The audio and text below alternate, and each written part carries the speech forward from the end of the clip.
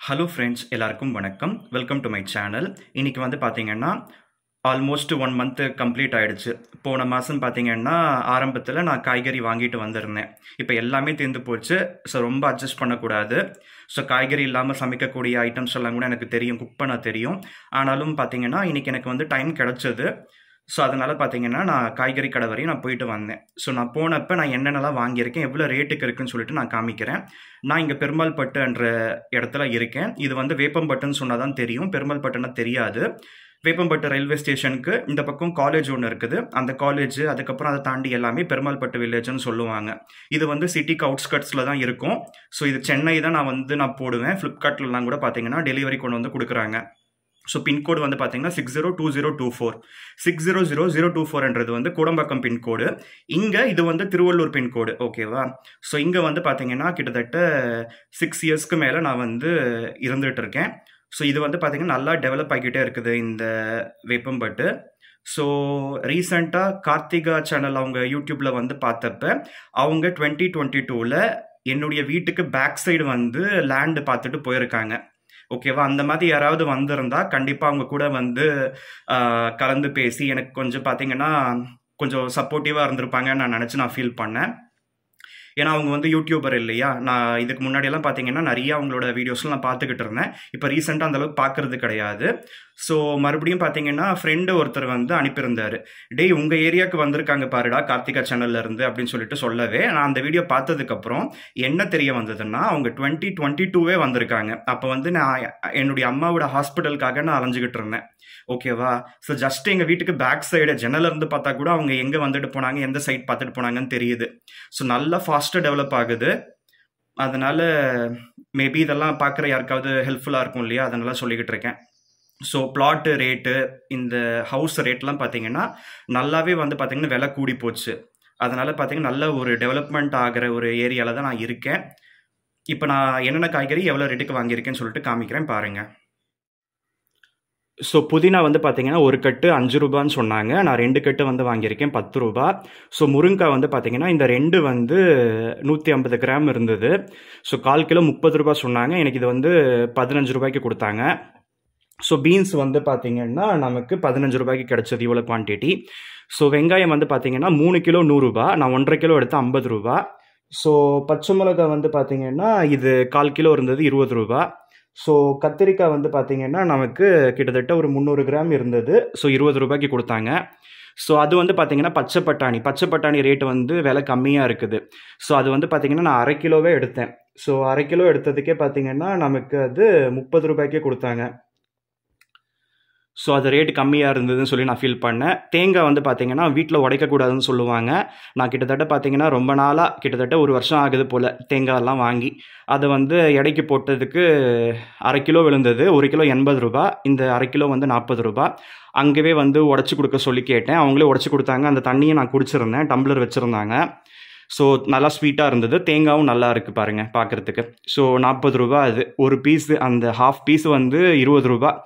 அதுவே 2 ரூபாய்க்கு 5 ரூபாய்க்கு வாங்கினதெல்லாம் கூட ஞாபகம் இருக்குது. 2 ரூபாய்க்கு 5 ரூபாய்க்குலாம் கேட்டால் அந்த ஹாஃப் பீஸில் இருக்க முக்கால்வாசி கொடுத்துடுவாங்க தெரியுமா? முன்னாடியெல்லாம் நான் 2005 2007க்குள்ளே அந்த மாதிரி அந்த டைமில் வந்து நான் சொல்லிக்கிட்டு இருக்கேன்.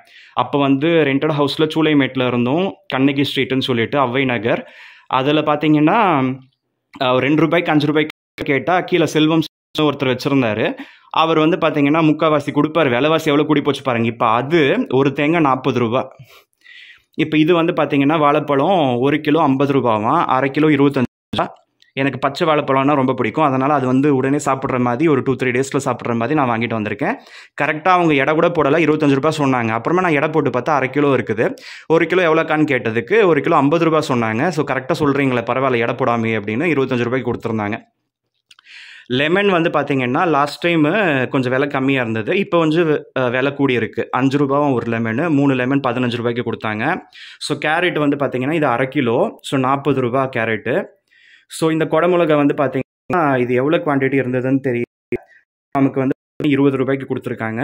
தக்காளி வந்து பார்த்தீங்கன்னா 1 கிலோ 12 ரூபாயில் எடுத்தேன்னு நினைக்கிறேன். வந்து ஸோ 23 ரூபாய். ஓகேவா? இந்த வந்து பார்த்தீங்கன்னா இந்த பீஸு ஒரு 35 கிராம் அப்படி தான் ₹5 கொடுத்தாங்கன்னு நினைக்கிறேன்.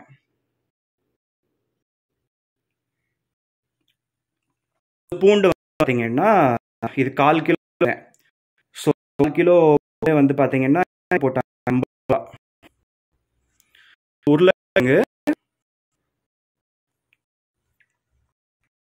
ஸோ இந்த கிலோ ஸோ இந்த உருளைக்கிழங்கு பார்த்தீங்கன்னா ₹40 ரேஞ்சில். இதில் பார்த்தீங்கன்னா சப்போட்டா பழத்தை உருளைக்கிழங்கு பழம் இருக்குல்ல, நமக்கு ஒரு ஸ்வீட் கிடைச்சிருக்கு எக்ஸ்ட்ரா. இது சேப்பங்கிழங்கு பார்த்தீங்கன்னா ₹10 1/4 கிலோ தான் வாங்கிட்டு வந்தேன். ஸோ சௌ பார்த்தீங்கன்னா ₹12 போல், ஒரு பீஸே ₹12. ஸோ அவரை வந்து நான் எடுத்தேன். ஸோ அவரை பார்த்தீங்கன்னா ₹12 கொடுத்தாங்க 1/4. ஓகே, நெக்ஸ்ட் சொல்லிட்டேன்னா நினைக்கிறேன் 11 கிடைச்சிருக்கு. எல்லாம் கொஞ்சம் விலை போல. ஸோ இந்த பன்னீர் வந்து பார்த்தீங்கன்னா லோக்கல் பிராண்டா என்னன்னு தெரியல. சரி வாங்க உங்க கடையிறது அந்த வெஜிடபிள்ஸ் ₹110 போட்டிருக்காங்க, நமக்கு ₹100 கொடுத்தாங்க. இந்த ரசன் வந்து ₹10 பேக்கெட்டு 2 வாங்கி. ஸோ இதே போல் கொத்தமல்லி கருவேப்பிலை ஃப்ரீ பண்ணிட்டாங்க. ஸோ இந்த ஒரு ஐட்டம்ஸ் மட்டும் பார்த்தீங்கன்னா இன்னைக்கு அரௌண்ட் ₹600 ஆயிருக்கு. ஸோ இந்த பார்த்தீங்கன்னா தான் ₹100-150 வாங்கி கூட ₹600 ₹800 இல்லையா?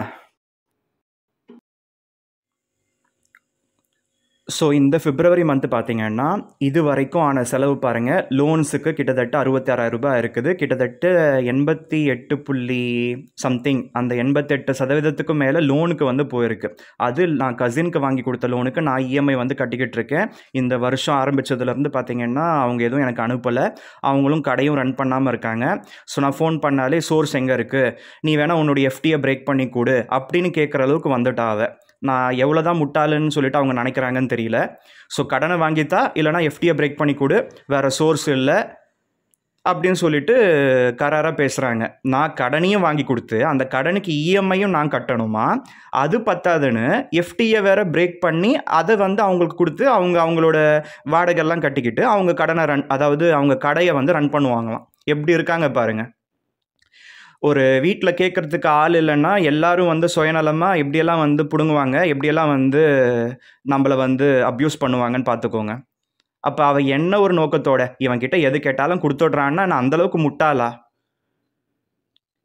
இது ஃபஸ்ட்டே கேட்க வேண்டியது தானே. ஃபஸ்ட்டே வந்து உனக்கு வேணாண்டா, எங்களுக்கு வேணாண்டா, உன் எஃப்டி வேணாம், உன் நகை வந்து நீ வச்சு தர தேவையில்லை, பிரச்சனை வரும், நாளைக்கு சண்டை சச்சரவு ஆகும், உன் காசையே கொடுக்க தேவையில்லை, நீ உன் பேரில் பேங்க்கில் வந்து எனக்கு போட்டு கொடு, நாங்கள் கட்டுறோம் நொட்டுறோம். ஒவ்வொரு தடவையும் கடனை வாங்கி கொடுத்து அந்த கடன்லேயே தான் கடனை அடைச்சிக்கிட்டே இருந்தேனே தவிர இப்போ அதுவும் நின்று போச்சு.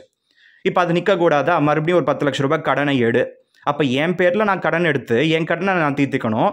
என்னங்க லாஜிக்கு? படித்தவ தானே. பூவுடன் சேர்ந்த நாரும் மணப்பது போலன்னு சொல்லிட்டு போய் சேர்ந்த இடம் சரியில்லை போல. அவங்களும் கெட்டு என்னையும் கெடுத்துக்கிட்டு இருக்காங்க. பாவம், இந்த பாவம்லாம் சும்மாவா போகும்? இந்த மாதம் பாருங்கள் கிட்டத்தட்ட ₹75,000 செலவாயிருக்குது. சொந்த வீடு தான் பேர், ஏதாவது ரிப்பேர் ஆகி தொலையுது. அந்த ரிப்பேருக்கெல்லாம் வேறு கூப்பிட்டாலே வந்துட்டு போனாலே ₹150 சார்ஜு காய்க்கிறான். அந்த எக்ஸாஸ்ட் ஃபேன் ஒர்க் ஆகாமல் இருந்தது, அதை நானே கட் பண்ணி விட்டுட்டு செலோ டேப் போட்டிருந்தா கூட அது சிங்கிள், அதாவது உள்ளுக்குள்ளே இருக்க காற்று மட்டும் வெளியில் போகிற மாதிரி டியூவல் மோடு தேவையே கிடையாது. அது வந்து யோசிக்காமல் போயிட்டேன். அவர் வந்தார், கட் பண்ணார், சரி கடைக்கு போயிட்டு டியூவல் பேஸ் வச்சு வாங்கிட்டு வரலான்னு பார்த்தாரு, கிடைக்கலையாம். அதுக்கப்புறம் செல்லோ டேப் போட்டு சிங்கிளாக யூஸ் பண்ணுற மாதிரி வச்சுட சொன்னேன், வச்சுட்டாரு. சிம்பிள் வேலை தான். அதுக்கு அவர் ₹200 வாங்கினார். ஆனால் அவர் கடையிலேருந்து வரப்போ அந்த கிச்சன் கீழே இருக்க அந்த சிங்க், அந்த ட்ரெயின் பைப்பும் வாங்கிட்டு வர சொன்னேன். நல்ல குவாலிட்டி வாங்கிட்டு வர சொன்னதுனால அது ₹60. என்னதான் இருந்தாலும் அது கட் பண்ணி செல்லோ டேப் போட்டினதுக்கு ₹140 நான் வந்து அவங்களுக்கு கொடுத்தேன். ரெண்டும் சேர்த்து ₹200 கொடுத்துருங்க போதும்னு சொன்னார். எனக்கு இன்னும் அஃபோர்டபுளாக இருந்தது. ஆனால் அதுக்கப்புறம் வந்து நான் சிந்திச்சு பார்க்குறப்ப இது ரொம்ப சிம்பிள் வேலை, நம்மளே பண்ணியிருக்கலாம், இந்த ₹200 மிச்சமாக இருந்திருக்குன்னு தோணுச்சு. இந்த மாதிரி மாதம் பிறந்து ஒரு 6 நாள் கூட ஆகலை, ₹75,000 செலவாயிருக்குதுன்னா பார்த்துக்கோங்க. இவ்வளோ கெப்பாசிட்டி இருக்க ஒரு பர்சனுக்கு, இவ்வளோ கேப்பபிலிட்டி இருக்க பர்சனுக்கு, இவ்வளோ ரெஸ்பான்சிபிளாக இருக்க ஒரு பர்சனுக்கு கல்யாணம் பண்ணி வைக்கிறதுக்கு மனசு வரல, நல்லது நினைக்கிறதுக்கு மனசு வரல, உதவி பண்ணலனாலும் உபத்திரம் பண்ணாமல் இருக்கலாம்ல, அப்படியும் கிடையாது. எல்லாரும் எல்லா பக்கமும் என்னை தாக்கிக்கிட்டே இருக்காங்க, எல்லா விதத்துலையும் உபத்திரம் கொடுத்துக்கிட்டே இருக்காங்க. இர்ரெஸ்பான்சிபிள் இடியட்ஸு. அவங்க இடியட்ஸாக இருந்துக்கிட்டு என்னை இடியட் ஆக்கி என்னை வந்து மனசை ரணமாக்குறாங்க. எல்லா விதத்துலையும் நான் வந்து கஷ்டப்படணும். யார் யாருக்கும் கடனை வாங்கி கொடுத்து அந்த கடனை அடைக்கணும், மேலே மேலே காசு கேட்பாங்க, அதுக்கும் கொடுத்து தொலையணும். தேவையா இதெல்லாம்? இதெல்லாம் என்ன வாழ்க்கடா அப்படின்னு சொல்லிட்டு தோணும் ஒரு சில நேரத்தில். ஆனால் எவ்வளோ போராட்டம் பாருங்கள். என் வாழ்க்கையில் இவ்வளோ போராட்டம் இருக்க மாதிரி வேறு யாருக்கும் இருக்காது. இருந்தாலும் வந்து அப்படியே அழுவாங்க. அப்படியே அழுது வந்து ஃபிலிம் காமிச்சு மக்களை வந்து கவர் பண்ணுவாங்க. அதெல்லாம் தேவையே கிடையாது எனக்கு. நியாயம் என்ன, தர்மம் என்னன்னு சொல்லிட்டு எல்லாரும் புரிஞ்சுக்கணும். அதனால தான் எல்லாருக்கிட்டையும் நான் எல்லா விஷயத்தையும் நான் ஷேர் பண்ணிக்கிட்டு இருக்கேன். உண்மையை வந்து உறக்க சொல்லணும்னு சொல்லுவாங்க, அப்படி தான் சொல்லிக்கிட்டு இருக்கேன். ஆனால் அதுக்கு ஒரு பைசா பிரயோஜனம் கிடையாது. யாரும் கூட வந்து ஒரு சப்போர்ட்டிவாக, ஒரு மோட்டிவேஷனாக ஏதாவது வந்து கமெண்ட் வைக்கலாம்ல, யாரும் வைக்கிறது கூட கிடையாது. ஒரு சிலர் மட்டும்தான் வைக்கிறாங்க, அதுவும் ரேரு. யாருக்காக? இதெல்லாம் பண்ணுறதுனால காசு வராதுன்னு தெரிஞ்சும் நான் வந்து பண்ணிக்கிட்டு இருக்கேன். நான் கம்மன் எஜுகேஷனல் கண்டென்ட்டை நான் எடிட் பண்ணி போட்டுக்கிட்டே இருந்தால் அது யாராவது ஒரு சிலர் பார்த்தா கூட அதில் வர ரெவென்யூ இதில் 10,000 பேர் பார்த்தா கூட வராது. நான் எதுக்கு சொல்ல வரேன், எல்லாருக்கும் வந்து நல்லது கெட்டதெல்லாம் தெரியணும். வாழ்க்கைன்றது எவ்வளோ கஷ்டமாக இருக்குது ஒரு சிலருக்கு வந்து வக்கனை இருந்தும் வந்து அவங்க அடுத்தவங்க வயிற்றுல கொட்டிக்கிறாங்களே, அப்படி இருக்கக்கூடாது. தான் உண்டு, தன் வேலை உண்டுன்னு சொல்லிட்டு நிம்மதியாக இருக்க பாருங்கள். அடுத்தவனையும் நிம்மதியை கெடுக்காதீங்கன்னு சொல்ல வரேன். ஓகேவா?